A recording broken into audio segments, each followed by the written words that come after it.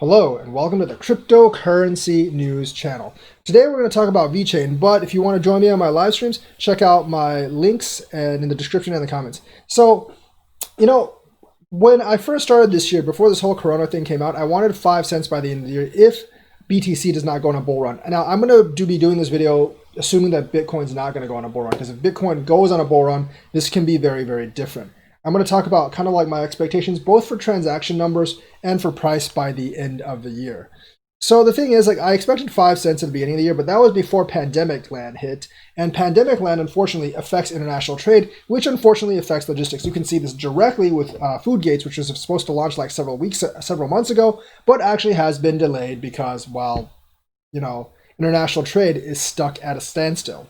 So originally I said 5 cents, and then once this coronavirus thing really got underway, I said maybe 1.5 or maybe even a penny, because everything's going to be halted for the better part of the year. But now I'm seeing new partnerships come through. I'm seeing stuff like Bayer. I'm seeing stuff like the 3D game. Jason Rockwood has just tweeted that this is only the appetizer, the entree is still coming. So I'm hoping for about 2 to 2.5 cents now by the end of the year. That's my goal for VET towards the end of the year.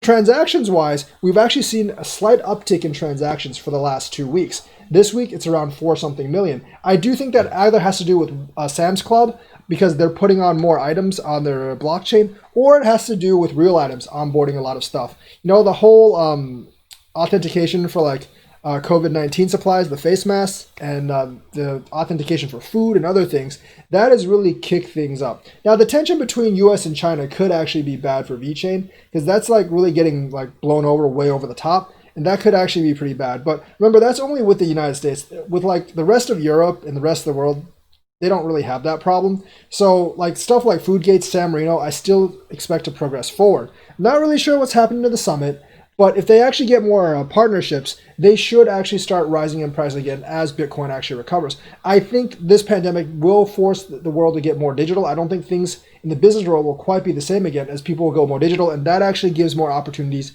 for blockchain. So I do think definitely more partnerships are actually coming based on Jason Rockwood's tweet. I don't really know about USA partnerships, because even though Vechain's technically in Singapore, a lot of their executives are Chinese, and that might not run afoul with this administration. It really kind of depends and this is one thing where it really depends how the election goes in November, because I think if Trump doesn't win, essentially a lot of those animosities will start to go away. If he does win, then we might not be seeing much expansion for Vechain in the United States. I think we'll still see a little bit of expansion, but it'll have to be a give and take. Vechain, they'll allow Vechain to use with some of our suppliers, but only if China does so much and so much or whatever. So I can see that going give and take. So for this particular cryptocurrency, it's best if US-China relations are actually better. But regardless of that, US is not the only trade partner in the world. They still have Europe, which they're working on. They still have the rest of Southeast Asia, which China basically dominates. And they have the rest, and Africa and stuff, which China has a lot of influence in. So VET will still expand to actually get more partnerships. And as for transactions, I did actually expect 20 to 30 million vTHO burn by the end of the year. I'm toning that back between 7.5 million and maybe 12.5 million at the end of the year because of COVID-19, because everything has been pushed back. I'm basically looking at a 8 to 9 month pushback for everything I expected. So things I expected in December has been now pushed back to next August because of how international trade works and diplomatic relations. So those are my new expectations. Maybe 2 to 2.5 cents hopefully for Vechain by the end of the year. And also the thing I'm really looking for is the transactions. 7.5 to 12.5 million vTHO burn per day. That's the main thing I'm looking for, because price can fluctuate with Bitcoin. As long as you don't reach 37 million per day, the utility may not actually affect the price, regardless of how much it grows. So the price might continue to swing with Bitcoin, and if Bitcoin doesn't go up, VET may not actually move up that much, despite all the stuff from the partnerships.